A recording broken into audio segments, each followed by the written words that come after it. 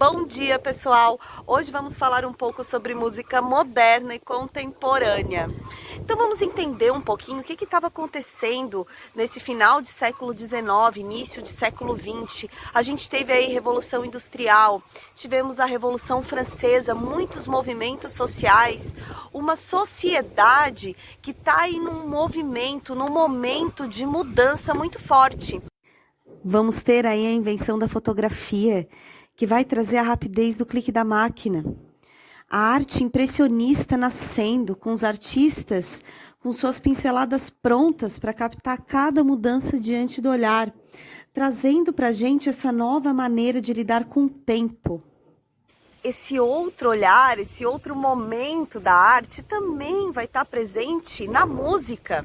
A gente tem, por exemplo, o francês Claude Debussy, que vai abrir a sua obra com uma flauta e ele vai explorar notas diferentes, trazendo uma combinação, uma forma de se fazer completamente diferente até então para a música ocidental.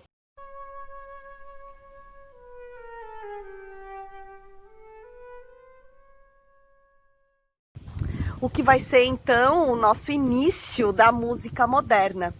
A princípio, essa composição de Debussy não vai causar muito escândalo, mas quando Nijinsky, digamos o primeiro bailarino moderno, ele dança essa obra, aí sim vai ser um escândalo, porque ele vai trazer uma outra forma de se movimentar, com torções, com pés descalços, uma outra forma de se fazer que vai escandalizar a plateia.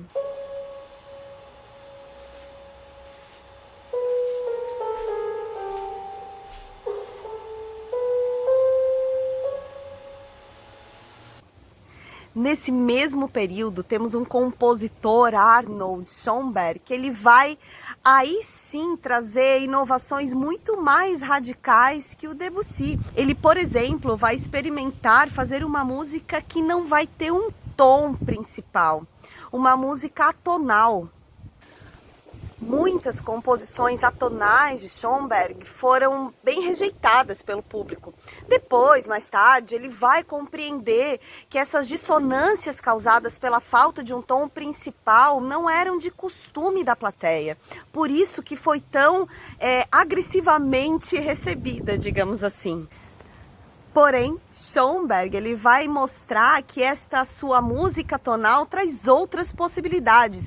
Ele vai criar, por exemplo, uma música para o personagem Pierrot da Comédia dell'arte, que era uma forma de teatro popular do século XV, e ele vai trazer então essa música tonal, vai mostrar para o público de uma forma que eles vão sentir esse sentimento do personagem. Ele está trazendo outras possibilidades para essa música. Essa atonalidade, no caso, estaria dando conta de representar os sentimentos desse personagem. Depois, Schoenberg vai se sentir incomodado pela falta de regras para se criar essa música atonal e ele vai criar um método chamado de serialismo, onde ele vai trazer então a dodecafonia. Essa composição dodecafônica seria feita sempre em cima de 12 notas escolhidas pelo compositor e elas seriam então colocadas de uma forma nessa composição que cada nota só poderia ser repetida depois de todas as outras terem ido, que não vai se dar a importância maior para nenhuma das notas. Então a gente não vai ter uma música no tom dó ou no tom sol ou no tom fá, nenhuma nota vai ditar a sequência das outras. Se a gente for pensar nessa música tonal, a gente tem que entender qual seria a diferença da música atonal para a música modal, que é aquela que vai seguir tons. Na música modal, que é a que geralmente nós estamos acostumados a escutar, ela vai seguir uma regra que, de acordo com o tom que você dá para a música, existe uma sequência de notas que você pode estar utilizando. Claro que vai ter a sua variação de acordo com o estilo, mas ela vai seguir essa regra de composição. Já na música tonal, a gente não tem esse norte desta nota principal. Esta seria a grande diferença destas duas formas de composição. A música tonal, então, ela vai permitir uma liberdade de criação que a música tonal, a música modal, ela não vai estar permitindo.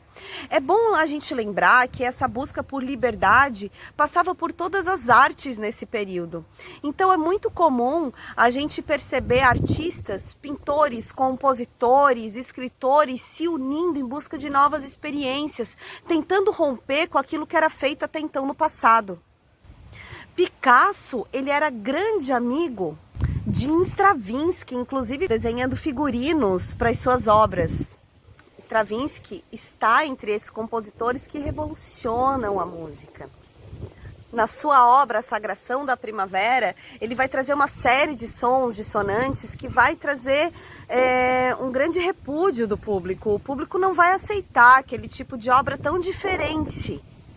A obra, que foi composta como um balé, trazia uma história em que uma jovem dançava até a morte num ritual de fertilidade. E para compor esta obra, o compositor, ele foi atrás então de pesquisas de rituais pagãos. Depois ficou se pensando se o que tinha realmente escandalizado o público tinha sido o fato dessa quantidade de sons dissonantes presentes na obra ou a representação, a coreografia, o estilo de se mexer do bailarino Nijinsky, que trazia todo um outro olhar para esta dança, que iniciava aí com uma dança tribal e que depois tinha aí uma sucessão de movimentos e sons enérgicos, fortes, intensos, com o qual o público não estava acostumado. A dodecafonia de Schoenberg não se limitou às suas composições.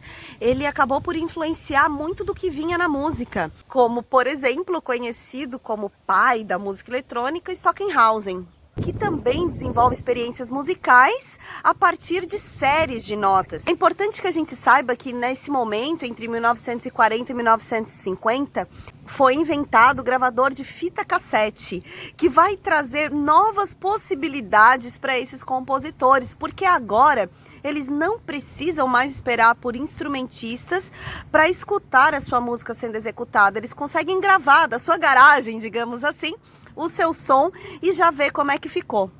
Stockhausen, a princípio, ele estava em busca de uma música eletrônica pura, mas depois ele também começa a gravar sons naturais e mistura com esses sons eletrônicos. Depois a gente vai ter aí a invenção dos sintetizadores, que vão trazer uma nova possibilidade de composição musical. Os sintetizadores seriam aí os precursores, o antecessor do teclado. Vai ser uma série de botões que vão trazer aí sons eletrônicos que o próprio compositor consegue ir manipulando. Esse interesse por essas múltiplas possibilidades de se trabalhar com som também esteve presente nas buscas de John Cage, que vai ser aí considerado o inventor da música eletroacústica. A música eletroacústica, um concerto de música eletroacústica, ele vai ser diferente de um concerto de uma música instrumental, por exemplo, porque a gente não vai ter instrumentos no palco. Esse compositor, ele consegue manipular esses sons. E é muito interessante porque sem a forma visual, a plateia se conecta mais ao som mesmo. Então ele consegue manipular de onde vem o som e fazendo com que a plateia se sinta dentro desse movimento sonoro.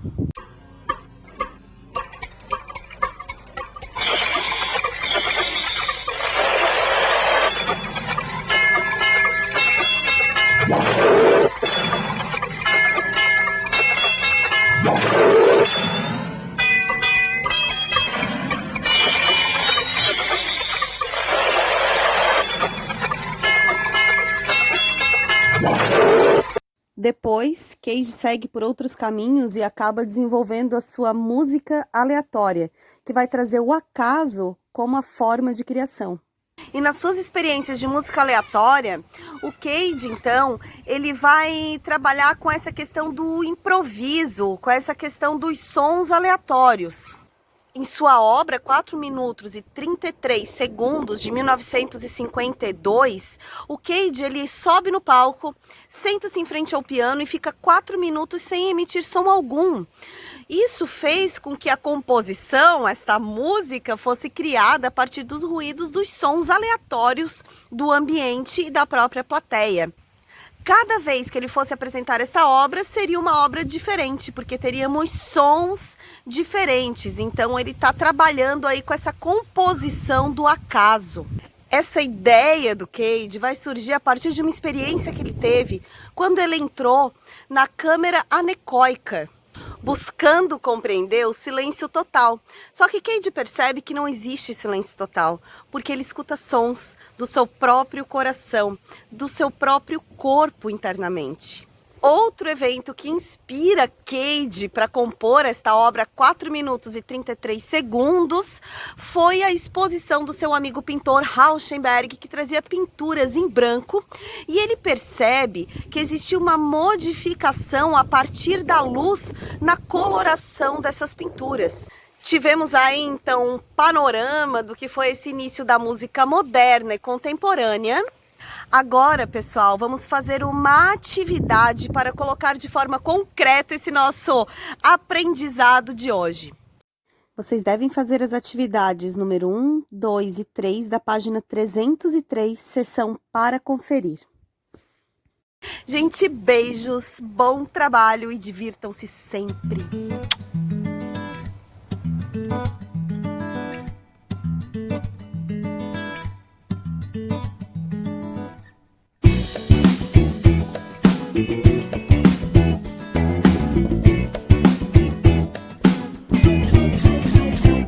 Tatuagem pelo corpo e a tintura dos cabelos, perfumar a sua pele, saciar os seus anseios e até mudar os seus seios. Tomar café de manhã cedo, se alimentar ou